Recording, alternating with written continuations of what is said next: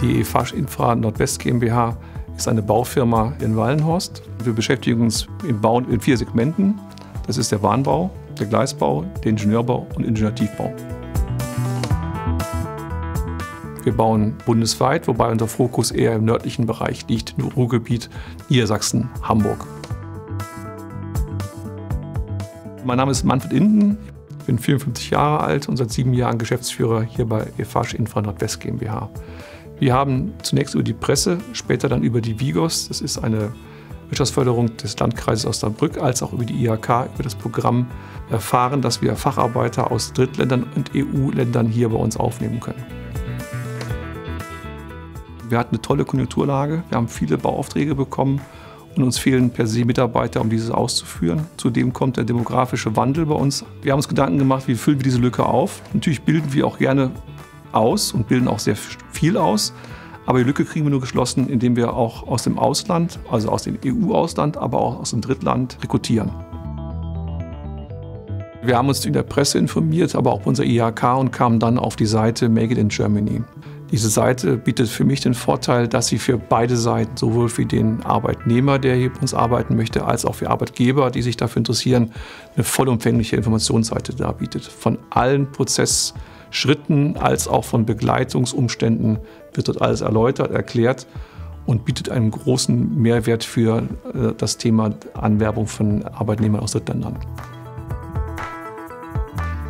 Das Schöne an der Seite ist, dass sie für den Arbeitgeber den ganzen Prozess abbildet. Also man bekommt Hinweise zur Rekrutierung der Arbeitnehmer. Wo sind die? Welche Qualifikationen haben die? Wie werden die Qualifikationen anerkannt bei uns? Das ist ja auch ein Thema. Wie sind die behördlichen Vorgänge? Welche Stellen gibt es? Welche Ansprechpartner gibt es? Wie wird die Bundesanstalt für Arbeit eingebunden? Die Ausländerbehörde wird eingebunden. Sie kriegen Hinweise in den Bereich zum Beispiel des Onboarding. Wie wird der Arbeitnehmer bei Ihnen empfangen? Wie müssen Sie ihn begleiten? Und ich fand das eine sehr lehrreiche Seite.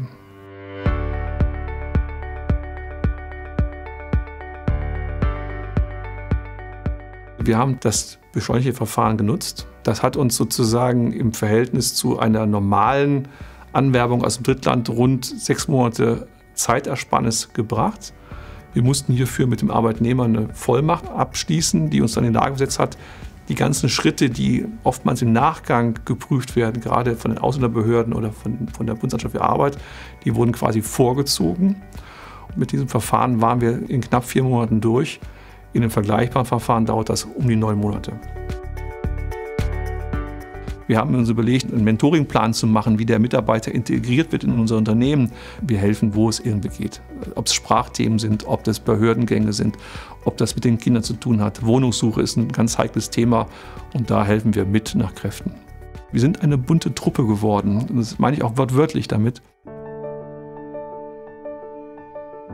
Sprache ist integraler Bestandteil unseres Konzeptes. Das heißt, wir versuchen nach Möglichkeit, dass der Arbeitnehmer bereits in seinem Herkunftsland Sprachkurse besucht. Da gibt auch Make it in Germany auch Hinweise und Verlinkungen auf das Goethe-Institut, was oftmals Sprachkurse anbietet. Also für uns ist unabdingbar, dass zumindest das Niveau B2 erreicht wird. Das hat aber auch Arbeitsschutzgründe. Der Arbeitnehmer muss in der Lage sein, bestimmte Informationen zu verstehen. Allein schon die Zeitersparnis, die das beschleunigte Verfahren mit sich bringt, ist für uns ein toller Mehrwert. Und ich finde auch, dass diese Seite Make it in Germany einfach global für beide Seiten alle relevanten Informationen bietet. Wir planen weitere Auslandsrekrutierungen, sowohl aus dem EU-Ausland, aber auch aus Drittländern.